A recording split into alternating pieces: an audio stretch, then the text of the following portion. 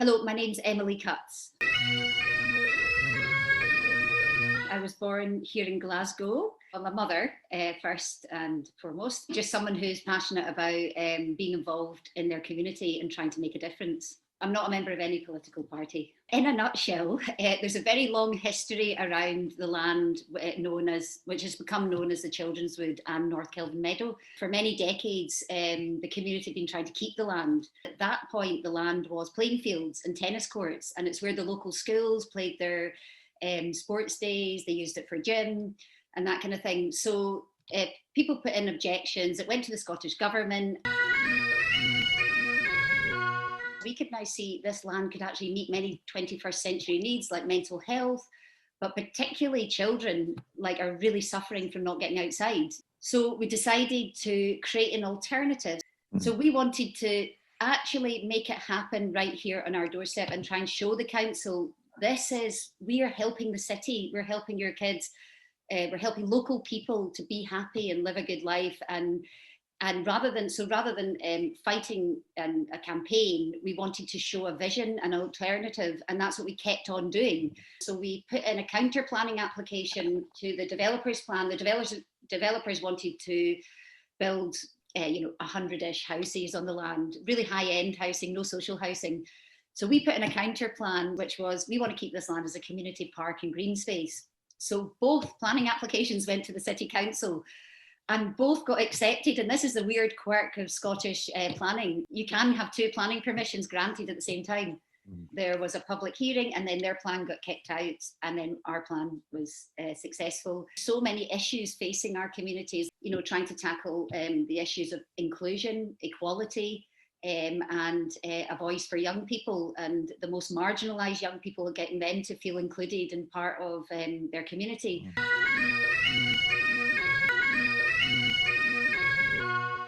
I guess I grew up in a very musical household, and Eddie Maguire, the Scottish composer, used to come to our house every day. So I heard a lot of music in my early years, and I guess that made me feel very Scottish because there was a lot of Scottish music being played, Scottish classical music maybe more, and some folky stuff. So happiness, yeah. This is why I do what I do, because growing up in Glasgow specifically, I don't know about other places in Scotland, there is an undercurrent negative culture. You can't get away from it. If you've grown up in Glasgow, you know about it.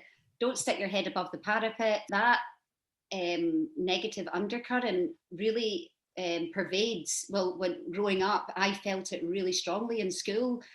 It was only when I got older and I left Scotland, I could analyse it a bit more and see what it was. But I realised there's so many positive things about Scottish culture that, I couldn't live anywhere else but Glasgow. I love Glasgow specifically. I love Scotland in general. So I think there's a lot of barriers to happiness. I mean, one of the biggest probably strengths for Scotland is our communities and relationships, because that's one of the biggest things that make you happy. Desperate for a haircut. We've been involved with the G20 project, and we started delivering food the first week of lockdown, and we carried on through the whole of lockdown. It was actually quite a positive time in some ways, as well as being, terrible in a lot of other ways. But one thing it really made me feel very strongly: how can we suddenly solve some problems when we've got so many other more urgent problems that seem insolvable, but if we just took our COVID mindset, we could solve them no problem.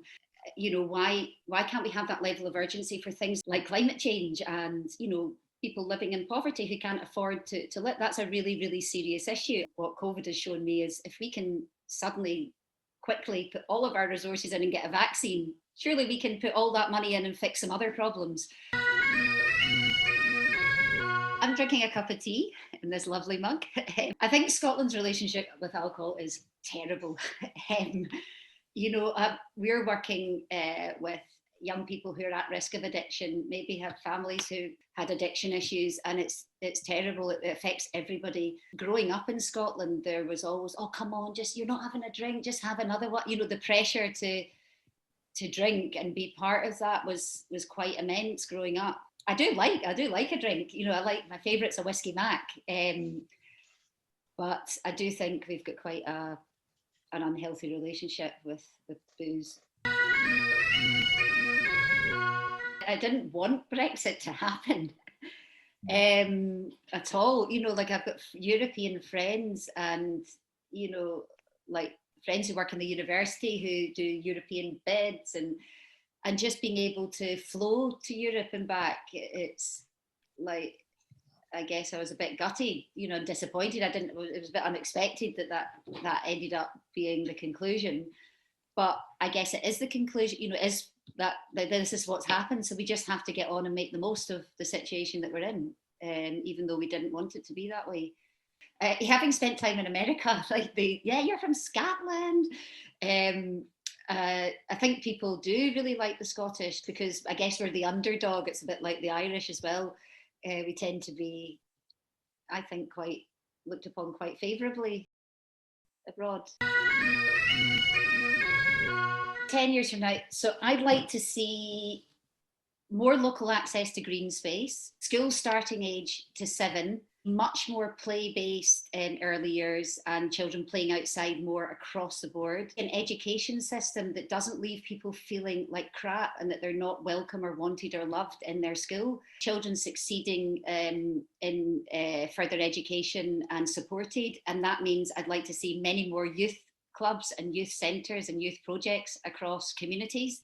I like the idea of universal basic income. I've not researched it so much, but I'd like to see that implemented. I love the idea of old folks home with nursery school in it. I think that would be amazing if you could have more of those in your communities. I'd like to see cycling much more harder to take a car and easier to cycle. I do believe, like really strongly, that impossible can be possible.